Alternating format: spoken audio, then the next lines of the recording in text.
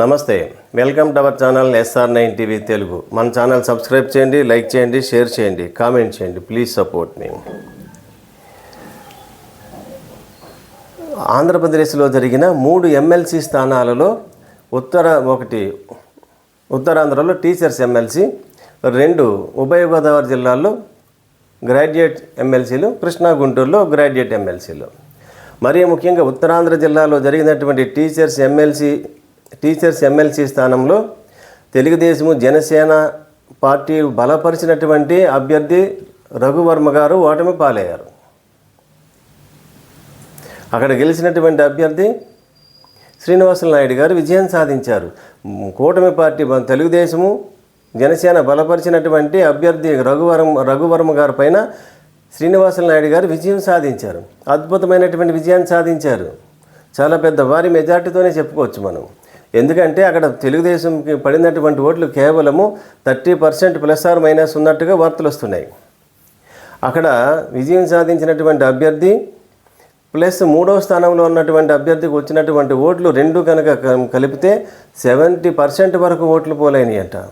అంటే తెలుగుదేశము జనసేన పార్టీకి సపోర్ట్ చేసినటువంటి టీచర్స్ ఎంప్లాయీస్ కేవలం 30% మాత్రమే. కానీ 2024 ఎన్నికల్లో తెలుగుదేశము జనసేన బీజేపీ పార్టీకి ప్రభుత్వ ఉద్యోగులు టీచర్స్ అంతా గంపగుత్తగా సపోర్ట్ చేసినటువంటి సందర్భం. మరి కూటమి ప్రభుత్వం అధికారంలోకి వచ్చిన తర్వాత కేవలం 9 నెలలు పూర్తి కాకముందే మరి ఉద్యోగులు ఇంత వ్యతిరేకత రావడానికి గల కారణం ఏంటి? ఇప్పుడు ముఖ్యమంత్రి చంద్రబాబు నాయుడు గారు, డిప్యూటీ ముఖ్యమంత్రి పవన్ కళ్యాణ్ గారు ఆలోచన చేసుకోవాలి, విశ్లేషణ చేసుకోవాలి. ఎందుకు ప్రభుత్వ ఉద్యోగులు ఎంత వ్యతిరేకత వచ్చిందో అందుకు కారణాలేంటి, మరీ ముఖ్యంగా టీచర్స్లు ఎంత వ్యతిరేకత రావడానికి గల కారణాలేంటో సర్వే చేయించుకోవాలి. ఇక్కడ గ్రాడ్యుయేట్ ఎమ్మెల్సీలు అయితే తెలుగుదేశం జనసేన కూటమి సపోర్ట్ చేసినటువంటి అభ్యర్థులు విజయం సాధించారు. అక్కడ పెద్ద విజయాన్ని గొప్పగా మనం చెప్పుకోవాల్సినటువంటి అవసరం లేదు. ఎందుకు అంటే అక్కడ ప్రధాన ప్రతిపక్షమైన పార్టీ అయినటువంటి వైఎస్ఆర్సీపీ పార్టీ అక్కడ 2 స్థానాల్లోనూ పోటీ పెట్టలేదు. అంటే ప్రధాన ప్రతిపక్ష పార్టీ పోటీ లేనప్పుడు ఎన్నిక ఏకపక్షంగానే ఉంటుంది. అది ఎనానమస్గా జరగాల్సిన ఎన్నిక. అది పోటీ లేకుండా గెలుపుని ప్రకటించుకోవాల్సినటువంటి స్థానం అది. అయినా కూడా భారీ మెజారిటీతో ఆ 2 ఎమ్మెల్సీలు గ్రాడ్యుయేట్ ఎమ్మెల్సీలు విజయం సాధించలేదు. అంటే అక్కడ గ్రాడ్యుయేట్లోనూ కూడా ప్రభుత్వం మీద వ్యతిరేకత ప్రారంభమైందనడానికి ఉభయ గోదావరి జిల్లాలోనూ కృష్ణా గుంటూరులో జరిగిన గ్రాడ్యుయేట్ ఎమ్మెల్సీ రిజల్ట్ కూడా తెలియజేస్తున్నాయి. అప్పుడే ఇంత వ్యతిరేకత రావడానికి గల కారణం ఏంటి? చంద్రబాబు నాయుడు గారు ప్రభుత్వ పాలనను ఏ స్థాయిలో ప్రజలు ఊహించుకుని ఓట్లేశారు, ఆ స్థాయిలో చంద్రబాబు నాయుడు గారు పరిపాలన చేయలేకపోతున్నారు. కాబట్టి పవన్ కళ్యాణ్ గారు పరిపాలన అందించలేకపోతున్నారు. ఆయన ఒక డిప్యూటీ ముఖ్యమంత్రిగా ఎటువంటి పరిపాలన ఇస్తారనుకున్నారు. ఆయన ఎంతసేపు చంద్రబాబు నాయుడు గారిని పొగడటం తప్ప ప్రజల యొక్క యోగక్షేమాలు పట్టించుకునేటువంటి స్థితిలో పవన్ కళ్యాణ్ గారికి లేరు. ఆయన ప్రతిరోజు మనకి దీక్షలోనే కనిపిస్తున్నారు. ప్రజలకు ఏ కష్టాలు వచ్చినాయి, ఏ ఇబ్బందులు వచ్చినాయి, సమస్యలు వచ్చినాయి, దాని మీద స్పందించాలి, ఆ సమస్యలు, ఆ బాధలను పరిష్కరించాలి. ఆ స్థాయిలో లేదు. ప్రభుత్వ ఉద్యోగుల్లో టీచర్స్లు ఎంత వ్యతిరేకత రావడానికి గల కారణం ప్రభుత్వం నుంచి ఏమి ఆశించారో ప్రభుత్వ ఉద్యోగులంతా కూడా, టీచర్స్ మరీ ముఖ్యంగా ప్రభుత్వ ఉపాధ్యాయులంతా కూడా ఏమైతే ప్రభుత్వం నుంచి ఆశించారో ఆ స్థాయిలో వారికి అటువంటి సహాయము ప్రభుత్వం నుంచి లభించలేదు. కాబట్టి అది ఆ వ్యతిరేకతను టీచర్స్ ఎమ్మెల్సీ ఎన్నికల్లో స్పష్టంగా చూపించారు. అంటే గత ఎన్నికల్లో ఎన్ని చెప్పారు చంద్రబాబు నాయుడు గారు? జగన్మోహన్ రెడ్డి గారు అప్పులు చేసేసి శ్రీలంక వెనుజులా చేస్తుంది, అప్పులు చేసి ప్రజలకు సంక్షేమ పథకాలను ఇస్తున్నారు, మేము 6 హామీలను ఇస్తున్నాం. జగన్మోహన్ రెడ్డి గారు చేస్తున్నటువంటి సంక్షేమం కంటే డబుల్ హామీలను ఇస్తున్నాం.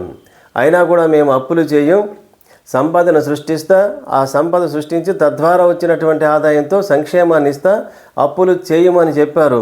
తీరా అధికారంలోకి వచ్చిన తర్వాత జగన్మోహన్ రెడ్డి గారి కంటే ఎక్కువ అప్పులు చేస్తున్నారట చంద్రబాబు నాయుడు గారు ప్రభుత్వం. మరి అప్పులను అంత ఆ స్థాయిలో చేసినప్పుడు ప్రజలకు ఏమైనా 6 హామీలను అమలు చేస్తున్నారా, సంక్షేమ పథకాలను అమలు చేస్తున్నారా అంటే అమలు చేయట్లేదు. ఈ సంక్షేమ పథకాలను అమలు చేయలేకపోవడానికి గల కారణం ఎవరంటే జగన్మోహన్ రెడ్డి విధ్వంస పాలనే దీనికి కారణం అంటున్నారు. విధ్వంస పాలన జరిగిందని మీరు ప్రచారం చేశారు, ప్రజలను నమ్మించారు. దానిని అధిగమించి మీరు సంక్షేమాన్ని ఇస్తానని చెప్పి ఇప్పుడు దాన్ని అధిగమించలేకపోతున్నాం, మేము ఇవ్వలేకపోవడానికి కారణం జగన్మోహన్ రెడ్డి గారి మీద వేసేయటం అనేది ప్రజలు హర్షించటం లేదనటానికి ఈ ఎమ్మెల్సీ ఎన్నికలు నిదర్శనం. అందుకే మీకు టీచర్స్ ఎమ్మెల్సీ ఎన్నికల్లో ఇంత ఘోర పరాభవమైనటువంటి ఓటమి సంభవించడానికి కారణమైంది. అంటే ఇప్పుడు ముఖ్యమంత్రి చంద్రబాబు నాయుడు గారు విశ్లేషణ చేసుకోవాలి. ప్రభుత్వ ఉద్యోగులలో ఈ స్థాయిలో వ్యతిరేకత ప్రభుత్వం మీద ఎందుకు వచ్చిందో విశ్లేషణ చేసుకోవాలి. అలాగే గ్రాడ్యుయేట్ ఎమ్మెల్సీ ఎన్నికల్లో కూడా ప్రధాన ప్రతిపక్ష పార్టీ వైఎస్ఆర్సీపీ పార్టీ పోటీలో లేనప్పుడు ఎందుకు ఇంత ఓట్లు పోలైనా కూడా మనకు ఆశించిన స్థాయిలో ఎందుకు ఓట్లు పోలవలేదు, మన వ్యతిరేకంగా ఇన్ని వేల ఓట్లు ఎందుకు పోలేని అనేది కూడా ఆలోచించుకోవాలి. అంటే గ్రాడ్యుయేట్స్ అంత ఎందుకు వేసి ఉంటారు? కనీసం గ్రాడ్యుయేట్ ఎమ్మెల్సీలైనా నెగితే చంద్రబాబు నాయుడు గారు నిరుద్యోగ భృతి ఇస్తారేమో అని ఆశించి గ్రాడ్యుయేట్లంతా కొంత ఓట్లు వేసి ఉండొచ్చు. వైఎస్ఆర్సీపీ పార్టీ లేదు కాబట్టి వేసి ఉండొచ్చు. లేదా చంద్రబాబు నాయుడు గారు ఆల్రెడీ చెప్పారు కదా, వైఎస్ఆర్సీపీ పార్టీ నాయకులకు అభిమానులకు ఎవరికి సంక్షేమ పథకాలను ఇవ్వమన్నారు. మరి గ్రాడ్యుయేట్లందరికీ ఓట్లు వేయకపోతే మనకి ఎవరేమో అని భావించి కూడా ఓట్లు వేసి ఉండొచ్చు. అయినా కూడా మీరు ఊహించిన స్థాయిలో ఓట్లు పడలేదంటే అన్ని వర్గాలలోనూ, ప్రభుత్వ ఉద్యోగుల్లోనూ, గ్రాడ్యుయేట్స్ చదువుకున్న వారిలోనూ, సామాన్య ప్రజల్లోనూ కూడా ప్రభుత్వం మీద వ్యతిరేకత ప్రారంభమైంది. కేవలం 9 నెలలు పూర్తి కాకముందే. ఇంకా 4 సంవత్సరాలు వేచి చూస్తే అంటే జరగబోయేది స్పష్టంగా కనిపిస్తుంది. పవన్ కళ్యాణ్ గారు అంటున్నారు కదా, 15 సంవత్సరాలు చంద్రబాబు నాయుడు గారు ముఖ్యమంత్రిగా ఉంటారు అన్నారు. కానీ అటువంటి పరిస్థితులు పవన్ కళ్యాణ్ గారు మీ పరిపాలన అటువంటి పరిస్థితి వాతావరణం కనిపించట్లేదు.